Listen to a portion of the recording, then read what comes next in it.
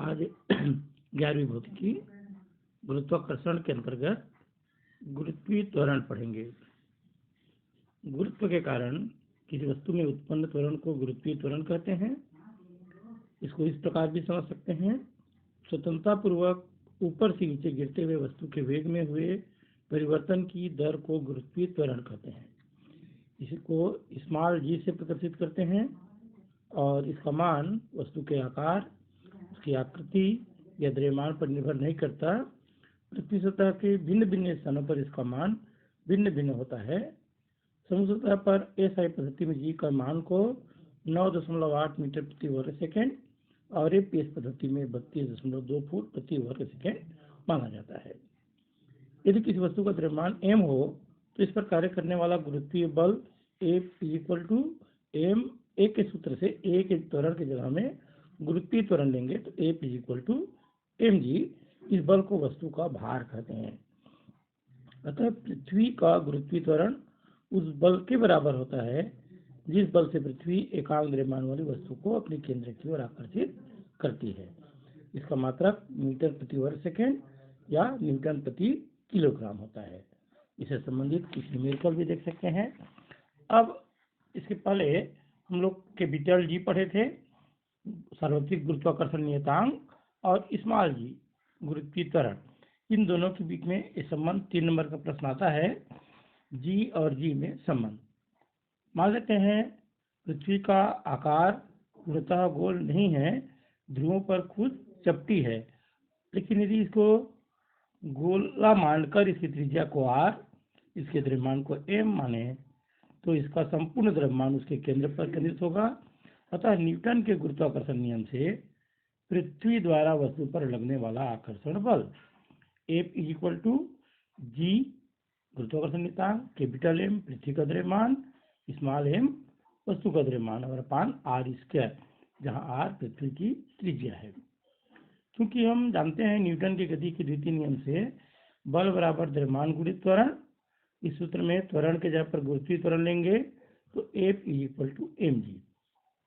समीकरण 1 भी F का सूत्र है और समीकरण 2 भी F का सूत्र है। दोनों की तुलना करेंगे तो mg = gmm/r²। स्मॉल m दोनों तरफ से कट जाएगा तो स्मॉल जी के लिए सूत्र बचेगा gm/r²। यही स्मॉल जी और कैपिटल जी के बीच संबंध है। 3 नंबर का ही एक और प्रश्न आता है, कैपिटल जी और स्मॉल जी में अंतर क्या है। तो कैपिटल जी सार्वत्रिक गुरुत्वाकर्षण नियतांक है, पृथ्वी के स्थान पर इसका मान नियत होता है, जबकि गुरुत्व के कारण किसी वस्तु में उत्पन्न त्वरण को गुरुत्वीय त्वरण कहते हैं। तो इस प्रकार दोनों के बीच में अंतर भी नोट कर सकते हैं। गुरुत्वीय त्वरण जी के मान में परिवर्तन अलग अलग कारणों से होता है। इसमें 3 मुख्य कारण हैं। पृथ्वी की सतह से ऊंचाई के साथ जी के मान में परिवर्तन, पृथ्वी की सतह से गहराई के साथ जी के मान में परिवर्तन और पृथ्वी की सतह पर अक्षांश के साथ जी के मान में परिवर्तन। सबसे पहले हम पहला कारण देखते हैं, पृथ्वी की सतह से ऊंचाई के साथ जी के मान में परिवर्तन किस प्रकार होता है। यहाँ से भी एक क्वेश्चन बनता है, पृथ्वी के सतह से ऊंचाई के साथ या गहराई के साथ जी के मान में परिवर्तन के लिए व्यंजक ज्ञात कीजिए।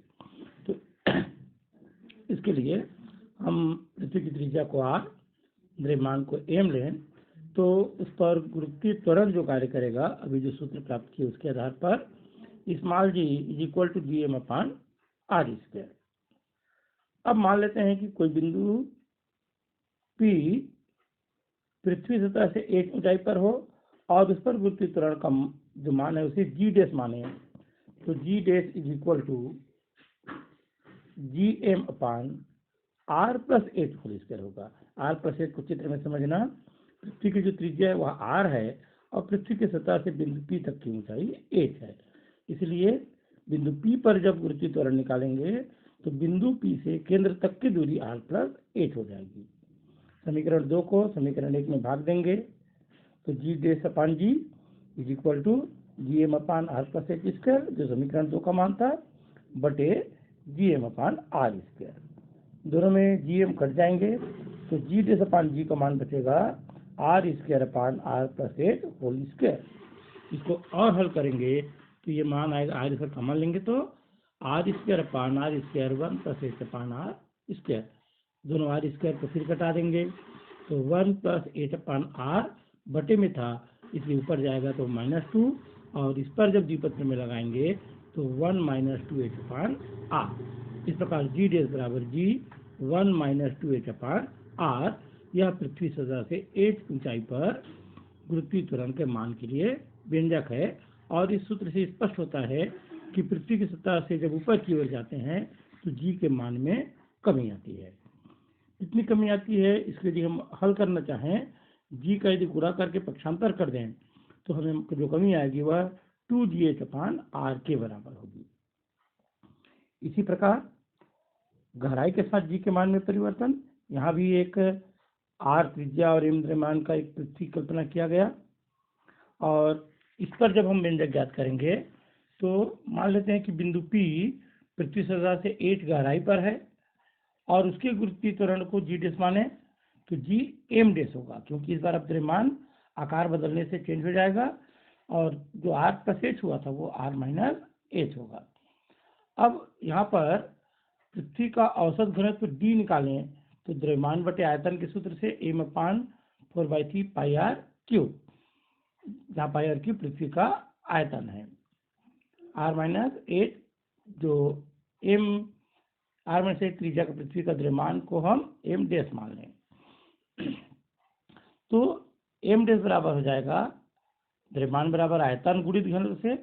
आयतन निकाले हैं 4/3 पाई, आर के जगह में आर माइनस एच हो गया और घनत्व ऊपर निकाल चुके हैं M upon 4/3 pi R cube.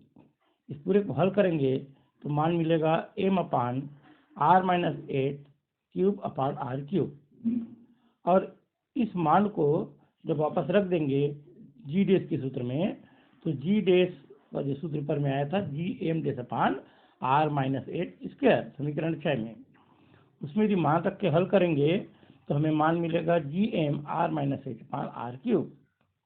इस प्रकार जी डैश और जी का भाग करेंगे जैसे पिछले क्वेश्चन में किए थे तो G M upon R minus H अपान आर क्यूब और G M upon R cube.